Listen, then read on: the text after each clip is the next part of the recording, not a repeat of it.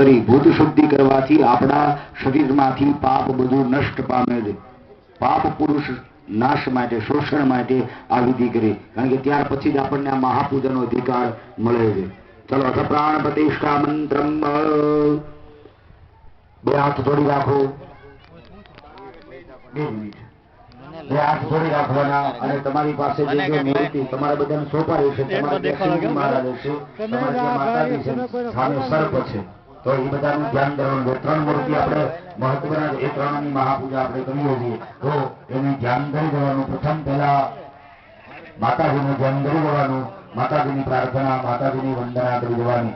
ઓમ અંબે અંબિકેન્બાર્ગે માયતિ ગસ્તના સસર્વ સસર્વત્રિકાંતાં પીલવાસુરીમ કુલદેવીએ નમઃ અંબાદેવીએ નમો નમઃ પરમ શક્તિએ નમો નમઃ નમસ્કરોમિ. હવે સર્પનું ધ્યાન ધરવાનું, સાયરાનું ધ્યાન ધરવાનું. ઓમ નમો સુસર્પેભ્યો જે ગે ચ પૃથ્વી મનુજે અંતરિક્ષે જે વિવિધેભ્ય સર્પેભ્યો નમઃ.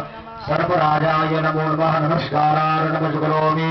હવે રામાપીરનું ધ્યાન ધરવાનું, સાથે શિવજી મહારાજનું અને વિષ્ણુ ભગવાનનું પણ ધ્યાન ધરી દેવાનું.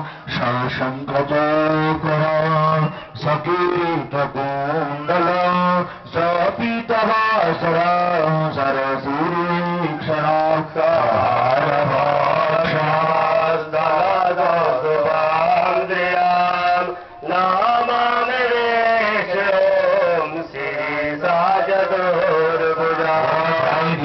સમર્પયામિ નમસ્કરો.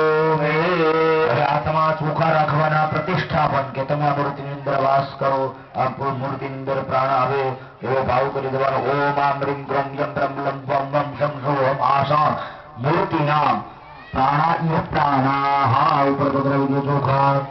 ફરીથી 2 મિનિટ સ્ટેપ આવે એનો ત્યારે રોકાણ તમે ભરી રાખો, ફરીથી ચોખા રાખો, વચ્ચે નો છોડાય ને એટલા માટે. જેમ આપણા શરીરમાં પ્રાણ છે, આ સામે મૂર્તિ તમારે સોપારી ઉપર પધરાવી, તમારે મૂર્તિ ઉપર પધરાવી દો, એમાં પ્રાણ આવે એવો ભાવ કરવાનો.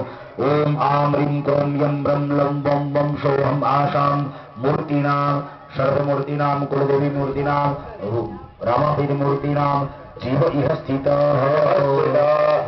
જેમ આપણા શરીરમાં જીવ છે એમાં જીવ આવે. ફરીથી રાખો ચોખા. ઓમ આમ રીમ ક્રોમ યમ બ્રહ્મ લમ વમ વમ સંજોહમ આસામ મૂર્તિનામ સર્વે ઇન્દ્રિયાણી વાનમન ચક્ષુશ્રોત્રપાદ પાણી ઉપસ્થાન સુખમ તિષ્ઠંતુ સ્વાહા. શરીરમાં ઇન્દ્રિયો છે, બધી ઇન્દ્રિયો આ મૂર્તિની કાર્યરત બનેલા ભાવથી તમને લાગો. નમસ્કરો. અથ ધ્યાનમ આવાહનમ સમર્પયામિ. ભગવાનનું આવાહન કર્યું. હવે ફરી અને બધાને ચા પાઈ દો. બરાબર છે? મંત્રમાં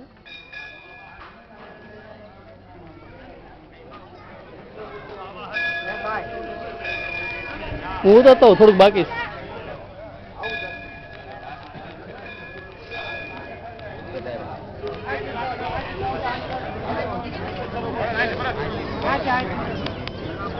તમારે કેમ અગ્નિ હાવ ઢીલા છે?